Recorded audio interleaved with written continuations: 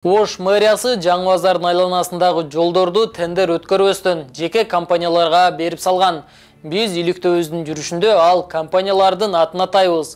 Ошондой эле мэриянын бул иш-аракети канчалык мыйзамдуу экенин алдыда талдап көрөбүз. Ош мэриясы Бекмамат Осмонов көчөсүндөгү 7 гектар жерге муниципалдык базар куруп жатканы баарыбызга эле маалым.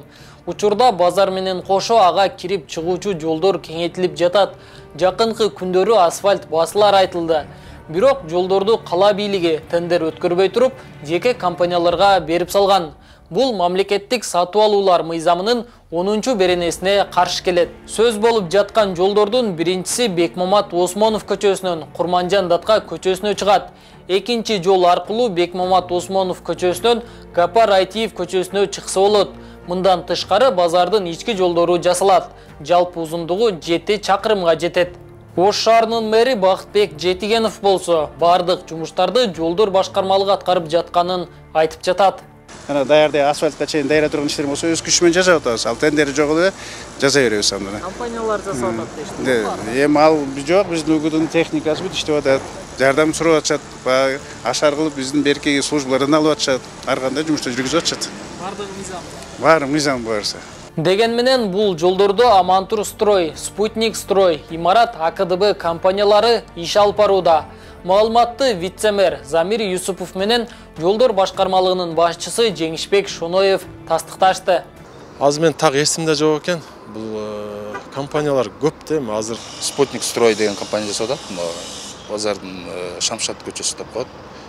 Ушул Кермето көчөсүнөн Курманжан Датка көчөсүнө чейинки аралыкта ушул компания жасап атат. Калган эки компания? Калган эки компания Амантур строй деген компания жасап атат базардын ички көчөлөрүн.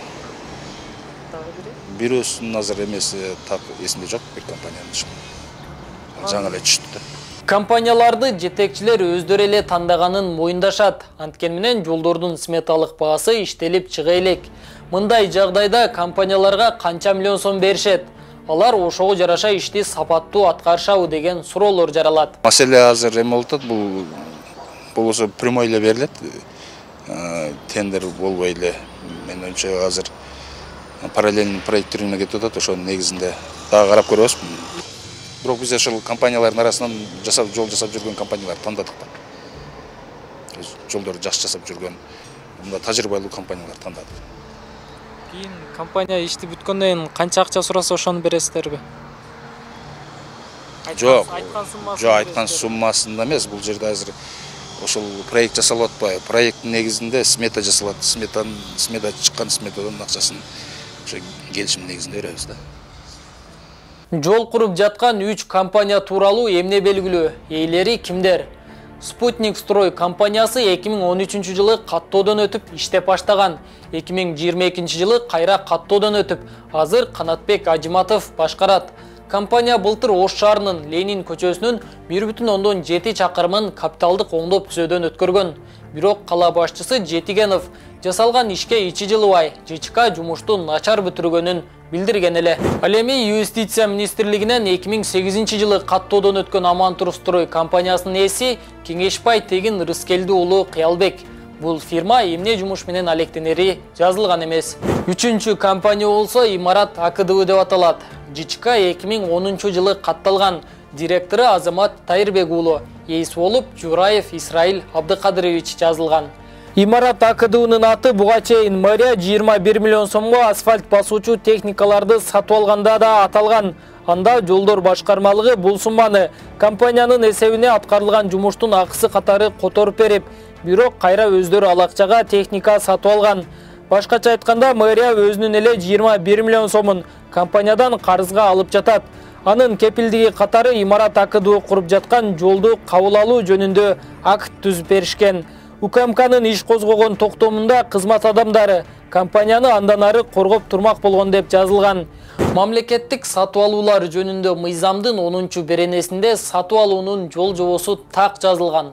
Ага ылайык бардык иштер ирети менен жасалышы шарт. Ош шаардык прокуратурасы тендерсиз сатып алууда кызмат көрсөтүүдө мыйзам бузуларын билдирген. Юристтерде мындай көрүнүш мамлекеттик сатып алуулар жөнүндө мыйзамга таптакыр каршы келерин айтып жатышат. Бул учурда коррупциялык элементтерге жол ачыларын белгилешет. Түз берип койгонго укук кайсы учурда берилет, мыйзамда так көрсөтүлгөн. Эгерде конкурска бир эле тарап келип катышып, кайра эле бир эле тараптан эле арыз түшүп, экинчи турда дагы биринчи тур өтпөй калган учурда экинчи турда гана экинчи адамга түз сатуу менен өткөрсө болот да. Биринчи жолу эле конкурс өткөрбөй туруп түз сатуу менен деген эч бир жерде жок. Ош мэриясында биринчи жумуш аткарылып, кийин тендер жарыяланган учур биринчиси эмес. Мындай жагдайларды Т-медиа буга чейин байма-бай чагылдырып келген. Аларга укук коргоо органдары кандай баа бергени белгисиз. Базарга байланыштуу көйгөйлөр муну менен эле бүтпөйт. Кийинки чыгарылыштарда базардын өрт коопсуздук эрежелерине канчалык дал келиши тууралуу кеп кылабыз.